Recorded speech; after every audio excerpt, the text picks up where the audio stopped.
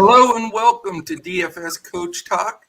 Today is Saturday, January the 8th. I am Joe Sarvati, affectionately known as Coach, and I am joined, as I am every Saturday, for my favorite podcast of the week by Mr. Josh Crash Davis. How are you today, Josh? And are you ready for this weekend slate of basketball, football, and golf? Yeah, I am. It's going to be a fun weekend, and like you said, it's going to be packed full of action. So we've got a lot to give to our members, and looking forward to it. We do, and it's funny. I'm usually the guy that's way ahead of time, way early, and poor Josh, I was overslept a little bit, so the podcast is coming out a little late, and that never happens. But I'll tell you, Josh, the last two nights, all the changes in COVID things and people ruled out.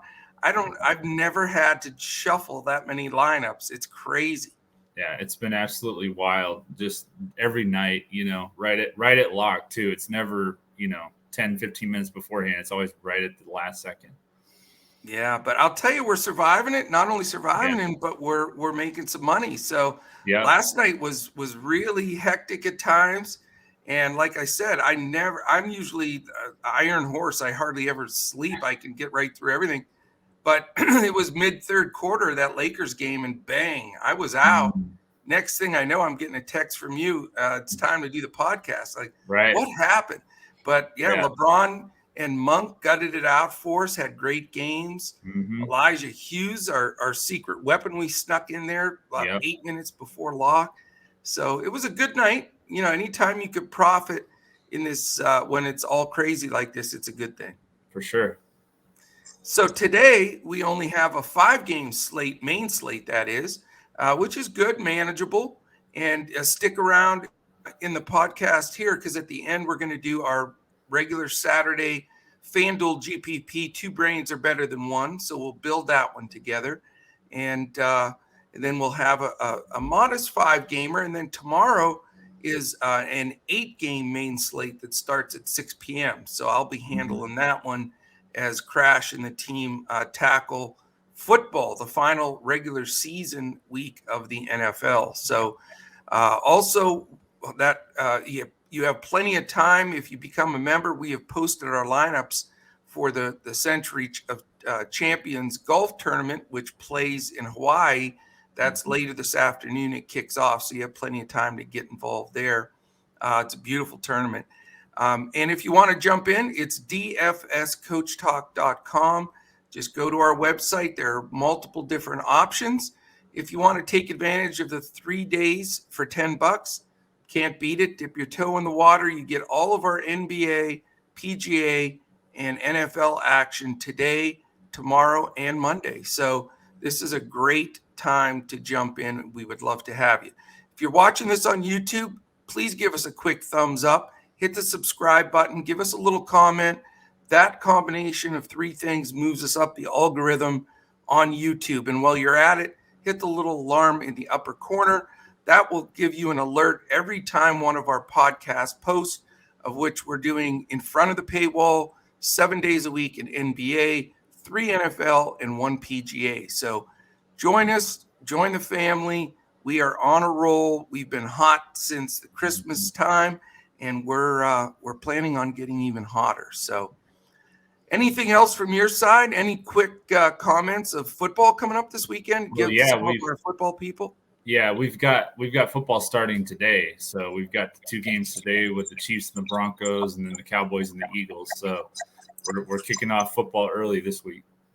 Yeah, I'm not sure. Yeah, it's going to be tough for you guys. I'm excited to see your lineups because, like with the Cowboys, I don't know how much this game really matters. So that's the question. So you got all those little twerks in there now. Yeah, it does make it extra challenging, but I feel like we've gotten a good place between our podcast and our thoughts that we've had in between during the week and stuff with Andrew and I. So I think we'll have some good lineups.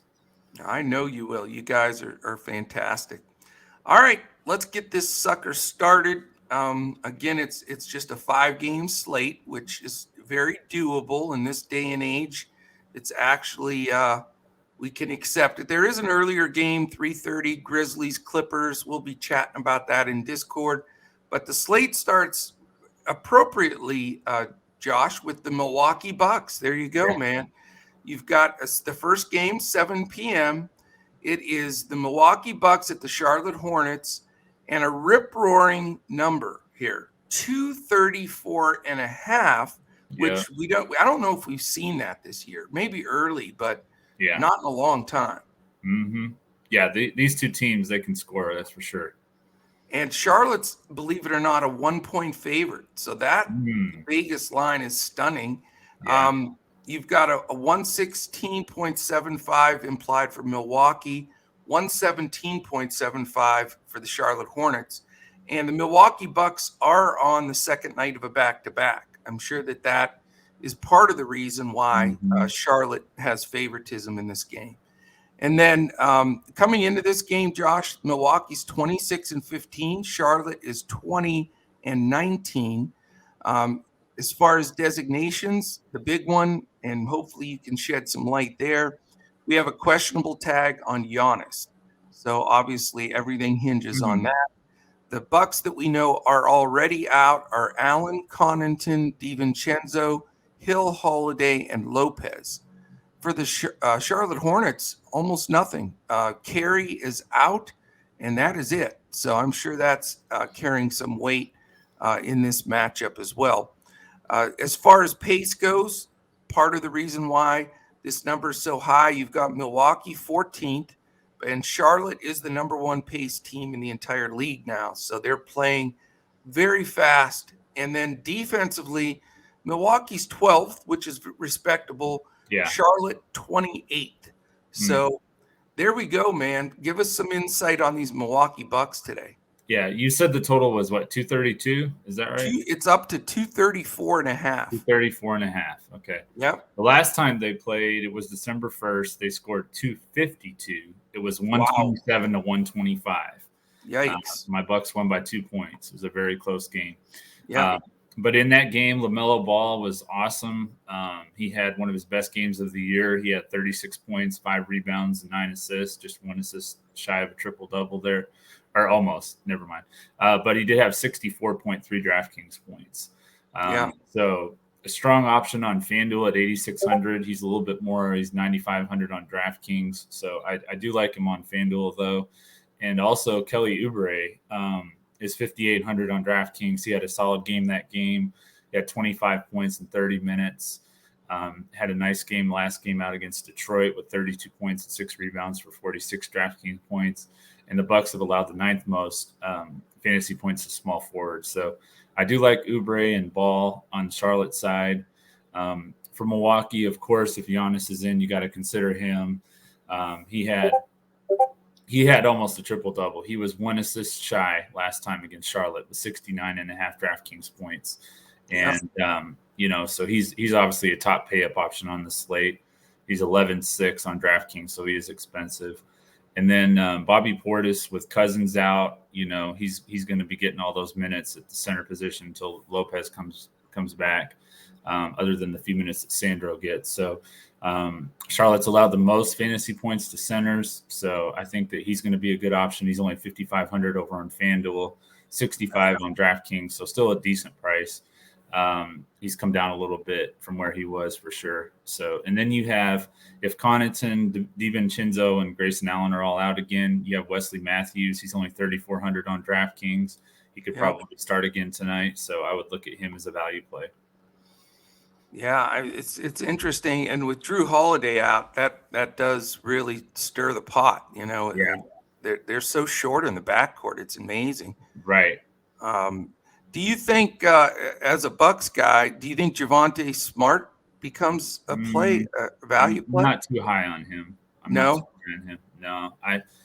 He's just kind of a chuck and duck guy, and I don't see a lot of upside for him. Okay, good. Well, yeah, I mean, first of all, looking at the 5 games, you have to have some exposure here. It's just too many possessions. It's way higher of a total than any other game. I mean, the closest game is 13.5 points less. So just the mathematics of DFS points per possession, this game becomes a very big piece. Yeah. If Giannis is in, then obviously you have to consider him. But if he's out, Middleton becomes a plug and play, doesn't he? Yeah, I definitely would play Middleton, especially if Holiday's going to be out. Yeah. Yeah, for sure. And I Holiday's didn't realize ruled it. out right now. So Okay, yeah, I didn't realize that Giannis was questionable. So if yeah. he's out, then yeah, you definitely want to play Middleton. Well, the good news is this game is the first one, so we'll have set lineups. But Right. it all has to do with that news. If Giannis is in, he's probably my pay up today. If Mm-hmm. he's out, I'd love to just plug in Middleton and Portis and maybe even Nawara. You could Yeah. almost play 3 guys in that position. Yep. But if Giannis is in, then I'm either going to have my second guy, probably Nawara or Portis, but I do want at least 2 pieces from the Bucks side. Mm-hmm. And then on the Hornets side, without Holiday especially, Ball's a great play. Now, he hasn't played as well or as many minutes recently as he did earlier in the season. So Yeah. I'm not sure if there's an underlying injury or what's going on. Yeah, that is interesting. But Ball played in that game. I mean, Holiday played in that game when Ball Right. went off. So I know. That's what I mean. It's even better. Yeah. So it makes me want to play him, but I'm going to do a little more in-depth look at Ball because if I'm paying up for 9.5 on DraftKings for him, I want to make 100% sure For he's sure. going to get big minutes because the game should stay fairly close. Yeah. So he's certainly a great option. Rozier's upped his game, but a little more inconsistent. Same as Hayward. They're 6'9" and 6'4". I think the guy that's interesting to me, especially if Giannis doesn't play, is Miles Bridges at 7'3". Any interest there? Yeah, I could see that. I mean, all those guards and small forwards, they all have had success against Milwaukee. So really any of them, you can kind of plug them in. Rozier, Hayward, Bridges, Oubre, I mean, all of those guys. Yeah. Oubre's minutes have dipped a little bit since everybody's been back, which is surprising because he carried them for a couple of weeks there. But, I think I'm going to come out of this game with 4 guys. I'm not even going to mess around. I agree. You got to go for it. I don't think you want to chase points the rest of the night. No, not on a 5-game slate, especially. Exactly. All right, game 2, it's also a 7 p.m. Eastern start. It's the Utah Jazz and the Indiana Pacers. Utah's favored by 3. The total's 221. 112 implied for Utah, 109 for the Indiana Pacers. Coming into the game, we've got, let's see here. Where is the Pacers on? There they are. Utah's 28-11. Indiana's 14-25. We've got a laundry list for Utah. They avoided it forever, and then they've gotten just smashed. So out for them, Bogdanovich, Clarkson, Conley, Gay, Gobert, Ingles, Mitchell, and O'Neal. Is that crazy? Yeah, they're banged up now. So I would say the first and second unit, basically. And then we've got some question marks for the Pacers. It seems like Malcolm Brogdon is questionable every day. It's so frustrating. He and Duarte are both questionable, so that makes it tough. And even Jeremy Lamb questionable. We're getting spoiled either just, it seems like we know if they're in or out anymore. We're not getting as many questionables as usual. Yeah. But we've got 3 important ones there. The guys that are expected to play, probable Batazi, Jackson, and LeVert. The guys that we know are out are Justin Anderson, Torrey Craig, TJ McConnell, and TJ Warren. So, interesting game for sure. We've got Utah is on the second night of a back-to-back on top of having basically their first 9 guys out. They are 15th in pace, Indiana 20th, but Utah is 5th in defense, but not with this squad. Who knows where this squad would rank? And Indiana is 21st. So what's your take here there, Crash? Yeah, and hopefully people will stay away from Indiana because Utah has been so strong on defense this year. With all these guys out, it's definitely going to affect their defense. But yeah, this is just value city for me. I mean, you've got Kiefer Sykes, you've got Dwayne Washington, Elijah Hughes, Eric Pascal, Hassan Whiteside. I mean, there's all kinds of value in this game. Yeah. And that's what I'm going to look at is which of those pieces are going to fit in. If Levert's back, then I'm probably not going to go to Lance Stevenson. That's going to be kind of a trap game anyway, I think, for him. And then after what he did last game. And then if Brogdon's out, you can still look at Sabonis as a pay-up option.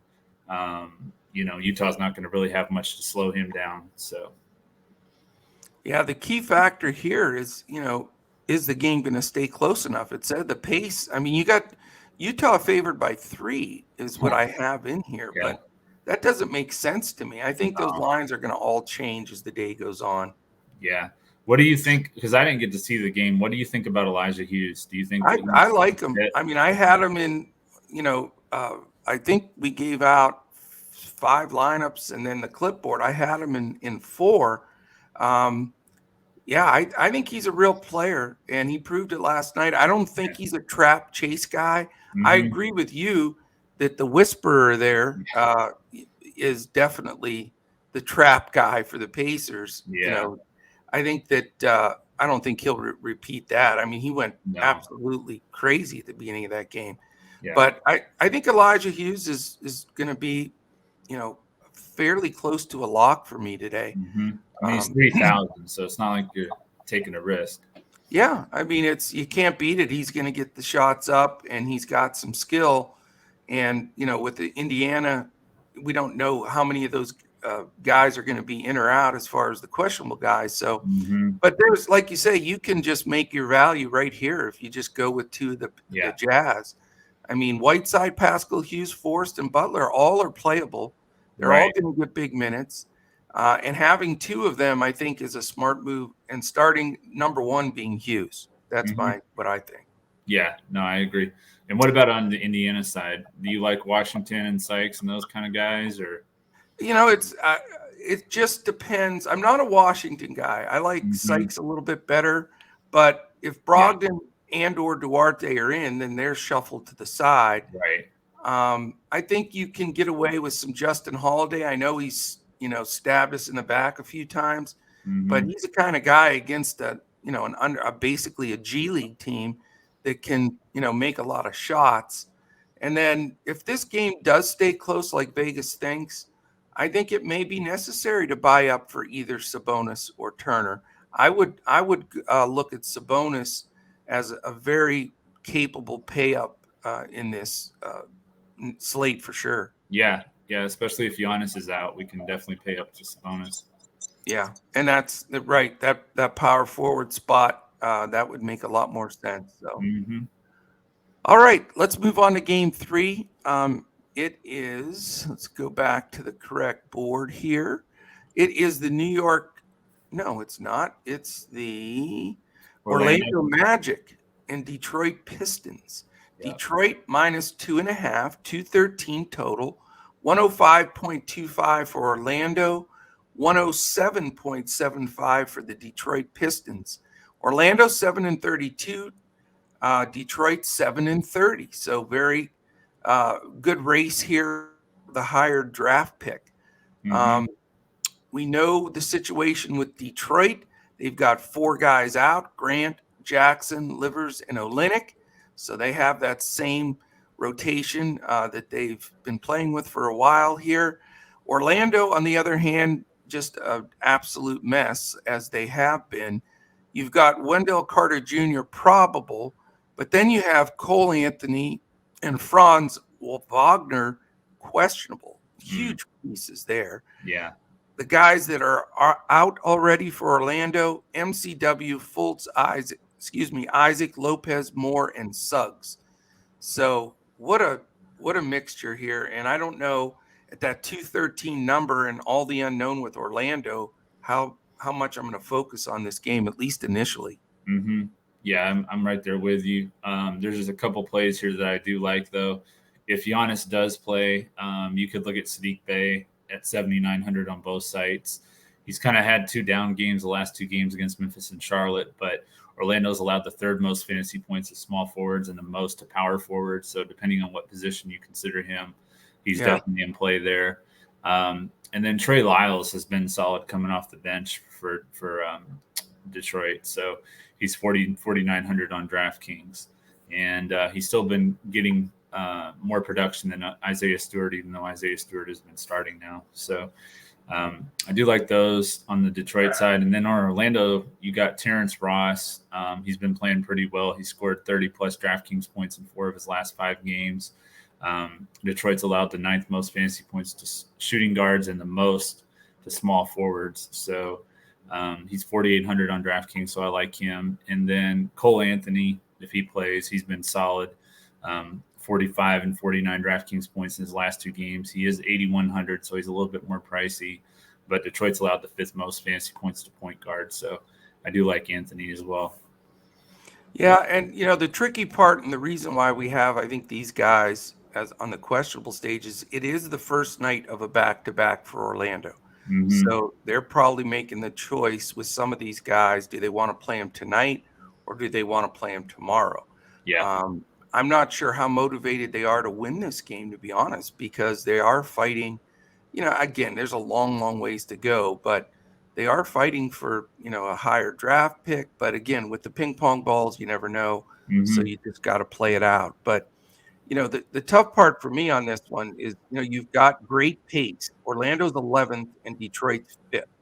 So that really helps. That's why I'm surprised 213 is such a low number. When you also look at this side, Orlando 25th and Detroit 23rd in defense. Mm-hmm. Yeah. So I sort of, if a few of these guys are ruled in, specifically Anthony and Wagner, man, I think this game goes over. I think these teams can score and they play fast enough. They're just poor defensive teams. So Mm-hmm. this could be a really sneaky game, both in DFS and if you're playing a total in this game.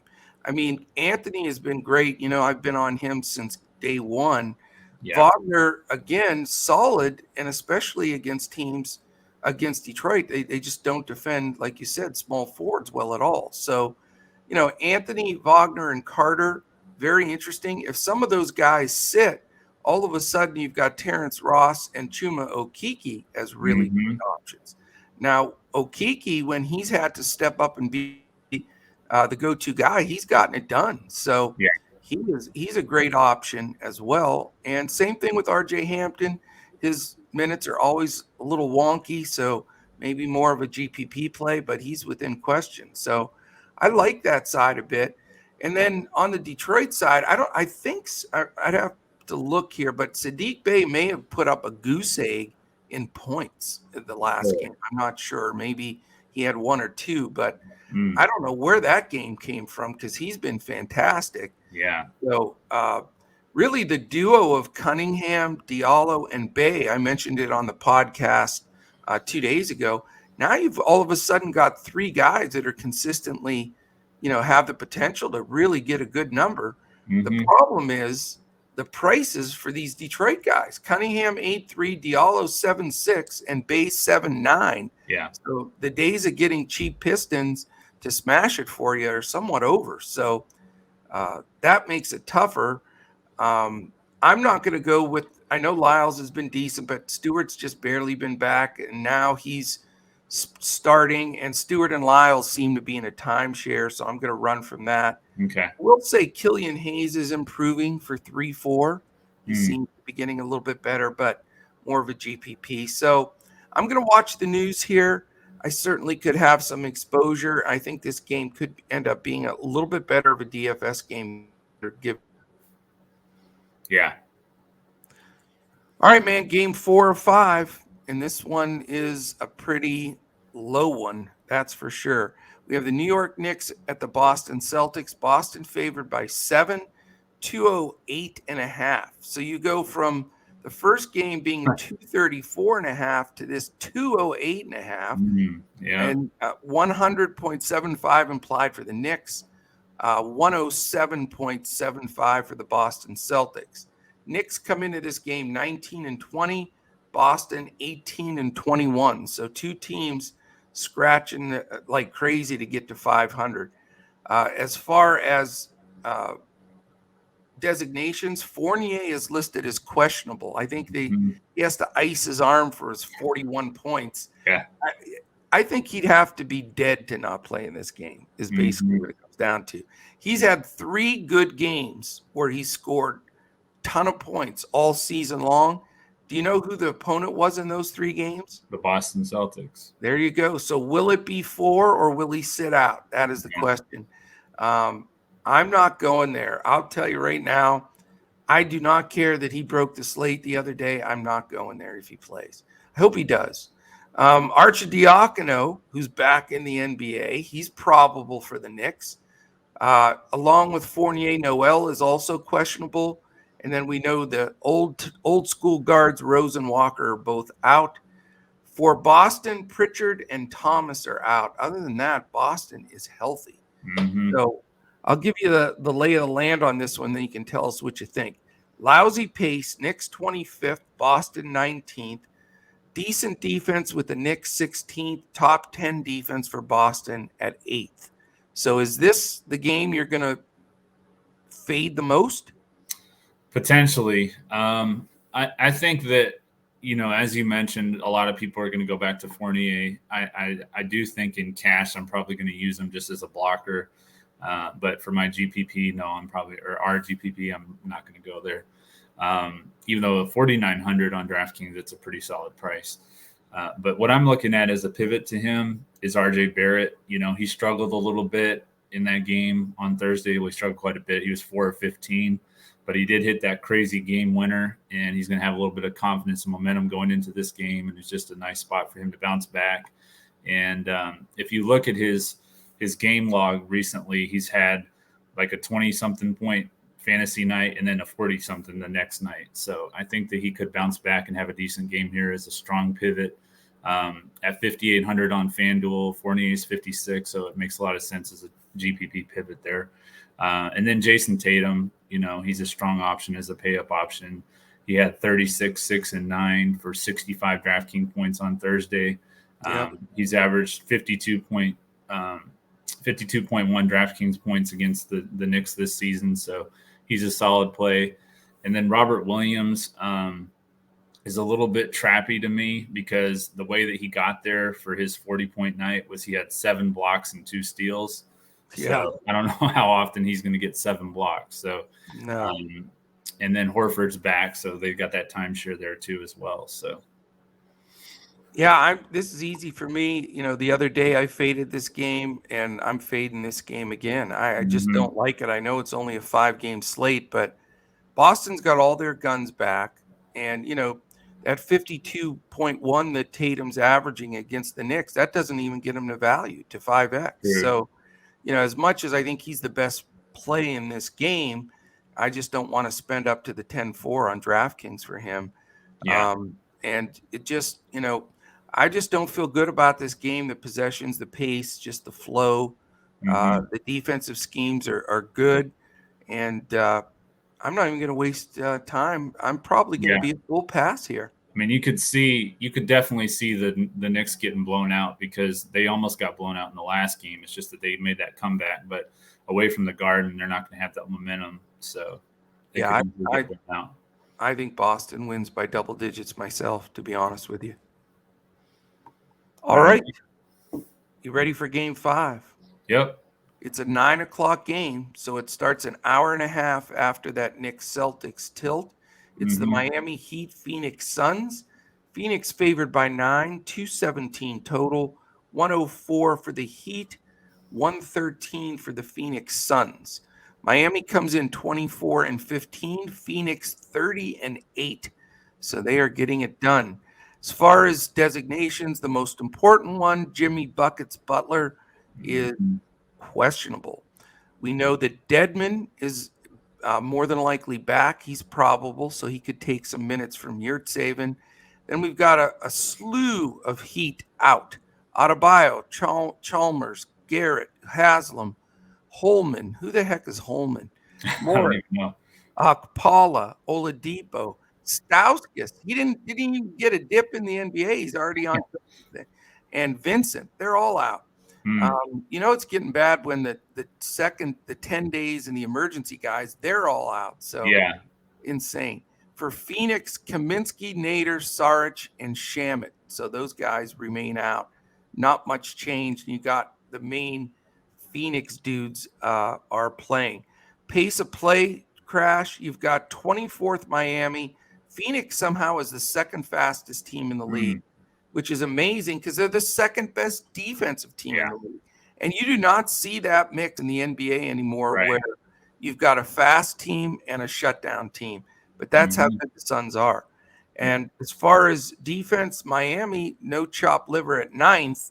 But with this banged up group, not sure if, how strong that is. But the face value is they are two of the top 9 defensive teams in the league as we sit here today.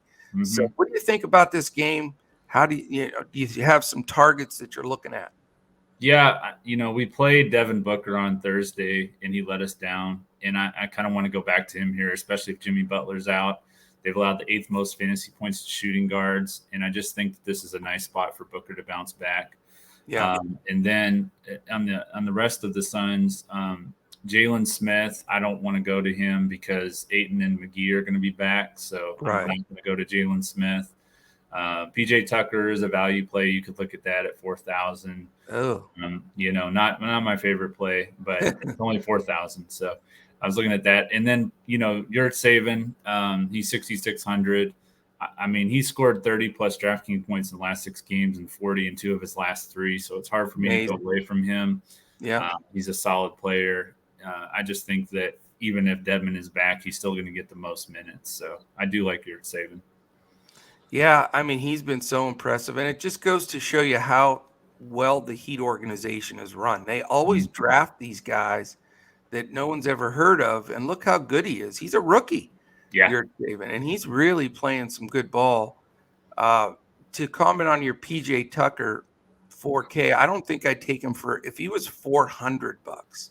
Yeah. But here's the thing: when I say that about somebody, they usually put like a 40 burger on the board. Yeah. Well, he did that last game, so it's unlikely he's going to do that again. Oh, I know it. And so I sense Trap City people are going to see that one outlier that he throws in there once a month, but I'm not going to go there. If he can throw up back-to-back 40 DFS point games, then, I've been made a fool of before. This would not be the first time, but I'm not playing him. Tyler Hero, Strus, Lowry, you can look at all 3 of them because they're going to have to carry a lot of the show if Butler's out. If Butler's in, everything changes. All of a sudden, it goes from those guys being in play to Butler being the guy in play because he's only 9'3". When he plays, he smashes. It's just that simple. He's either out or he's playing full tilt. I don't think he has an in-between button, that guy. That's why I like him. You're saving at 6'6" now, starting to make me a little nervous at that price with the Dedmon back, but I'm not sure there. I still got to give that one some thought. And again, that's all going to shuffle on the Miami side for me if Butler's in or not. And it also affects the Phoenix side. You made a great point. Booker stung us pretty bad last time, but at 9K, if Butler sits, then I think he's a great play because they don't have anybody to guard him. I'm not sure who they'd put on him even, really. But I think he'd be a good play. If Butler's in, I think he'd check him, and that would take care of that for me. Not as interested in the really Paul because he's 7'8". Lowry and Paul are like, Spider-Man versus Spider-Man here. You got two crafty guys that know how to defend each other, know how to play the game. So I'm not crazy about that. Certainly not paying up for Ayton because, McGee and they better not take Jalen Smith completely out of the rotation. Right. He's been so good. He deserves at least 10 minutes or something, So I don't want any of that center stuff for them at all. Mikal Bridges at 5'2", his price is always super low, and he will throw you that 40-some DFS game in there occasionally. So the jury's out on this game based on the Butler news. We may not have it. So as we've been doing, we will set up a strategic pivot if we have to, if I have Butler in there, I'll make sure that I set it where it'd be an easy switch to Booker, and vice versa. That would be the duo, because like I said, it's really depends on both of those spots. So yeah, and if you're doing it, put them in the spot where it's easiest to switch if you have to make that late change. But I think it's a decent game. It's going to be a fun game to watch. But sure. we'll see on that Butler news to determine really what happens. Sounds good. All right, my man. Let's build this FanDuel. Two brains are better than one. I'm clicking on my FanDuel deal here. And if you would like the first pick, you're welcome to it. I think I had it last week. Okay. I'll go ahead and take Giannis. Homer. What a home. What if he sits? Well, then we'll have to pivot, but. All right. Now I'm just giving you a hard time. All right. I think I'm going to go right directly. What do you think about between two guys here? So I'll probably end up taking both of them. I'll tell you the guy I have a hunch on today. I'm just going to go right off the bat with it. I like Miles Bridges today. Okay. So I'm going to plug him in at small forward for $8K. And I am going to take another Milwaukee Buck at 5,500 and take Bobby Portis. I like Portis. At least you're partial. Probably plug him in. Yeah. Power forward? Yeah, let's put him at power forward. Okay. All right, we got to find another cheaper dude. What about your guy from last night? Pardon me? What about your guy from last night? Yeah, I know. I'm going to take him for sure. But that's a no-brainer. Mm-hmm.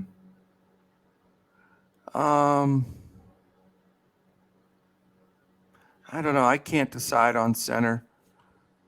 So I'll just take my guy Hughes. Okay. If you want to decide center, you can go for it. As long as it's not PJ Tucker. Thank God. Yeah. I would revolt. I'll take Garrett Saban. All right. So that we need all our guards. That's weird. We just need 4 guards, and we have a cool 6K each for these guys. All right. I'm going to make it challenging for you, and I'm going to take LaMelo Ball. Okay. So you have 51-33. We have 3 guys left. So it's time to do a little bargain basement deal here. Mm-hmm. I'm right with that. Let's see here. I have a guy like you want me to take a cheap guy to help you? Yeah, go ahead. Shooting guard Justin Holiday, $4,500. Okay. So that jumps us back to $54.50 for 2 guards. And we could flip-flop the guards if we need. I'll go ahead and take Sykes. I think Brogdon will be out. That's just my gut feeling.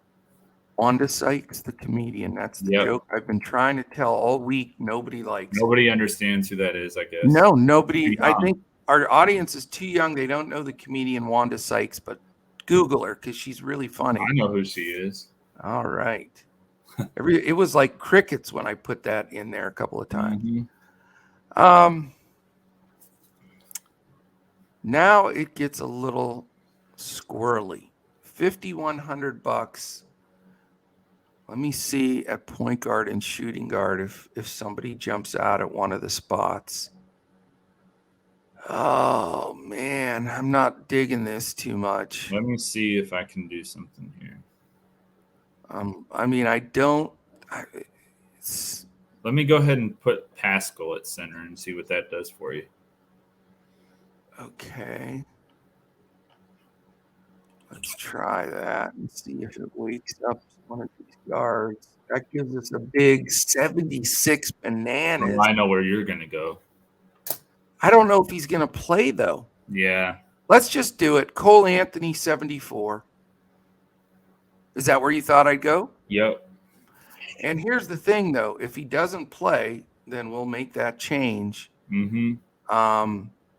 Because we have a few questionable guys here. So Giannis being ones. But that would give us LaMelo Ball, Cole Anthony, Kiefer Sykes, Justin Holiday, Miles Bridges, Elijah Hughes, Giannis Antetokounmpo, Bobby Portis, Eric Pascal. Now, you know what's funny, Crash? What's that? If we would have read this lineup to each other 2 weeks ago, we would have thought that we were insane. Yeah. Eric Pascal, Elijah Hughes, Kiefer Sykes. I mean, and Justin Holiday. Holiday. I mean, he's the best of the four. At least he was in the NBA. Right. Good Lord. What a crazy time. But I'll tell you, it is a great time to be part of DFS Coach Talk because we're all over this. This is all we're doing. And utilize us to get that hard work done. Sign up, dfscoachtalk.com. And we would love to have you and join us for sure. Again, hit the thumbs up, subscribe button, and give us a little comment on YouTube.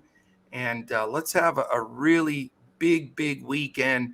I think between the three sports going with basketball, football, and golf, we could get out the broom hopefully here and just crush it. So absolutely. Any final words, my friend? No, like I said to start the show, we're going to have a packed weekend of sports, and I'm looking forward to it. And your golf lineups, you and Andrew's golf lineups are looking good, and we're going to bring the heat with the football this weekend, and hopefully these NBA lineups are going to crush too. So it's going to be fun. Well, I enjoyed it as usual. Sorry for the delay with Coach Crash here, just trying to squeeze every ounce of sleep to handle this crazy dilemma of lineup changes, but I love it. That's the thing. I'm not complaining about it. It's tiring, but I love it because the more confusion, the more changes, the more shifting, the average people can't get it done and figure it out and stay with it through the night. And we're doing that. And each one of those give us a bigger edge. And, we had a few guys not do great last night, but we still cashed because, we had some key plays that other people didn't jump on. So good stuff. It's a lot of fun. And tomorrow, I know you guys have your NFL podcasts up already, so check those out. And then I'll be back tomorrow. It's an 8-game main slate tomorrow, all starting at 6 p.m. Eastern. So tonight's lock again for the nighttime slate. It's a 5-gamer that locks at 7. So check us out, dfscoachtalk.com. Also, if you want to catch us on Twitter, you can catch all of us at DFS Coach Talk. I'm at Joe Sarvadi, JoeSarvadi, and you are at JP Davis, 1982. Right, my mind block that I can never get right because I always want to put Crash in there somewhere. JP Davis, 1982, and to remind you people, that was his graduation year or his birth year and my graduation of high school year. Right. So I really want to can I give you a smack through the screen? Is there any way to do that? But there you go. So hopefully everybody enjoyed it. And let's get after it. And we'll certainly be back again tomorrow when we look to crush it in DFS.